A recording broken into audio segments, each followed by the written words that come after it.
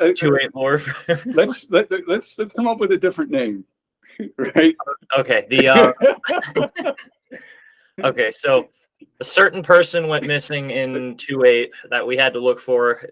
2019 WTI ITX. We'll call him Harold. We'll just say Harold. Yes.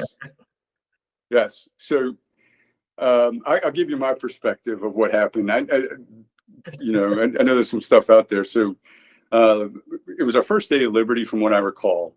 So what we were doing before we went out there, I approached my regimental commander, then Colonel Ryans, and I said, "Hey, sir, I want to treat this like a MEU. We're getting ready to prep for a MEU. I want to get in Liberty from Yuma Proving Grounds. We'll set up the logbook, the buddy system, all that, and we'll do an introduction. And we're going to be out there 6-7 weeks. Everybody needs liberties." And he's like, "Yep, makes sense. It's you're training for the deployment. Got it. Yeah, sure." So the first day go out, Liberty expires, and we're missing one. We're missing Harold, right? So somehow, we were trying to figure out, all right, who was the last one to see him? Who was his Liberty buddy? You go back to the log and all that stuff. What I think what Marines don't realize is, as soon as Liberty expires and you lose someone, the staff, me, the XO, or Major, we go into this mode where we go, all right, who's available to go look for this guy if we have to? Yeah. And you start spinning people up to go, okay, let's get this team together who wasn't out on Liberty, or who's available to go search places he might have been. You got the platoon sergeants, squad leaders, all that, looking for, all right, who's his Liberty buddy? Where did he go? Who last saw him? Whatever. So there's this massive churn that goes on as soon as somebody doesn't come back, right? So we're working through that. And the company commander brings me Harold's Liberty buddy. And Harold's Liberty buddy, he enjoyed himself. He was shit-faced. And he tells me, like, "Hey, sir, Harold was talking about going to Mexico. Like, I think he left and went to Mexico." I'm like, "At what point did you lose him?" He's like, "I don't know." And just not helpful, right? Like, oh, God. So we start sending teams out. And I didn't know this at the time until after they'd come back. But, Chaplain was one of the ones that we sent out. And what I was informed by the guy that was driving the van for the chaplain was that the chaplain jumped on the grenade to go look at every strip club in the event that Harold was stuck in there. A real man of God. Yes. He went to all the houses of ill repute, maybe to cleanse them. I don't know. But so I was like, after Harold came back, that was great. But, so there's some funny things out of this, right? So we get all the Marines up online searching for Harold, because we're like, his Liberty buddy didn't know if he came back with, his Liberty buddy wasn't helpful, right? So we're going through WTI, and it's dark as can be. And, I hear people yelling, "Harold, come out here so I can beat your ass, Harold." They were expressing frustration and having to look for this guy. And I certainly understood it. Yeah. But Harold was nowhere to be found. So probably like 2:30 in the morning, the medical officer comes up to me and says, "Hey, sir, we got a hold of Harold. He's on his way here. But, there's we suspect that he might have been roofied. And we think we need to maybe give him a drug test." And I said, "Look, man, is he safe? Is he okay?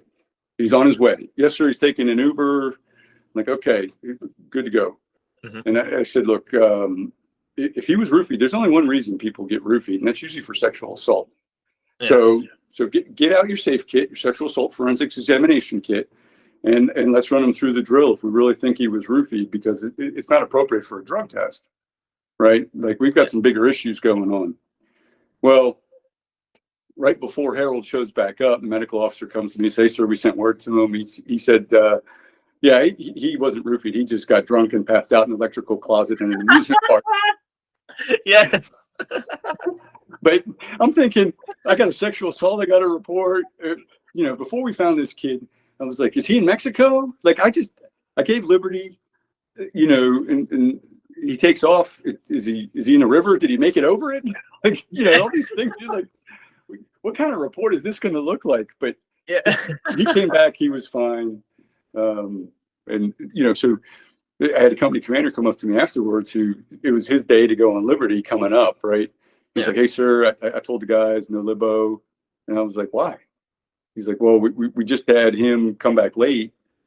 And I'm in the mindset of, if we were on a MEU and we had a Marine come back late, we wouldn't shut down liberty for everybody, right? We would shut down liberty for everybody if we had a big incident, maybe an international incident. We Little more like that. Yeah. Yeah, but not for somebody that just showed up late. And I was like, "Hey, look, reality, what I'm dealing with here is we got back late. We wouldn't do that on a MEU. And so I can either NJP this guy for being late, doing the shenanigans, or if I secure liberty, everybody's going to kick his ass, right? And so I can't secure liberty for everybody and NJP him and let have people kick his ass. Like, yeah. Like, let's not go overboard. Let's just do liberty and I'll NJP the guy as appropriate once we get all, like that's kind of where we were at. So liberty did not get secured, much to some folks' surprise, but it made perfect sense to me. Besides, after an incident like that, nobody wants to get in trouble. Nobody wants to get liberty secured. Everybody wants to live, especially like we're training hard working in the desert. Yeah. So I think it was a good break. Anytime you're working your butt off and you just get some time off to go relax, it's well worth it. And you had mentioned that it was, forgive me if this isn't the right word to use, but like you had to pull a couple strings to get us libo, because you said apparently we were left to ourselves, but the only regimental commander I guess you could get a hold of was ironically somebody you knew that was in 2-8, if I have the story right. Yeah.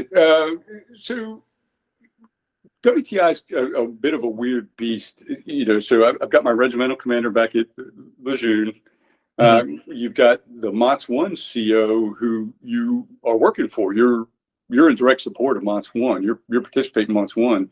Yeah. And you've got the CG, Marine Corps Air Ground Combat Center, TTCG, who's, overseeing all of this. So you've got to keep everybody informed, and you got to say, "Hey, this is my plan. This is what I'm doing." This is so. Yeah, it gets interesting. But this was not anything I needed to report. If he would have not shown up by like 08, right, I would have been making some phone calls and some emails, and letting my regimental commander, MOTS 1 CO, and the CG. TTCG McAxie know. Yeah. So, but we got him back, and Harold's good. There's so many people that are gonna appreciate this story. I remember because I made a meme post about this like a couple years ago, and it's like I had so many people like, dude, like I completely forgot about that.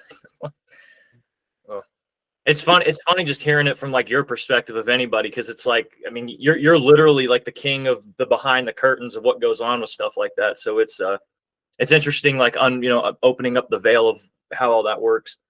Yeah, no, I mean, I think Harold's out now, but that's one of the stories in hindsight that ends up being amusing. That wasn't necessarily amusing at the time. No.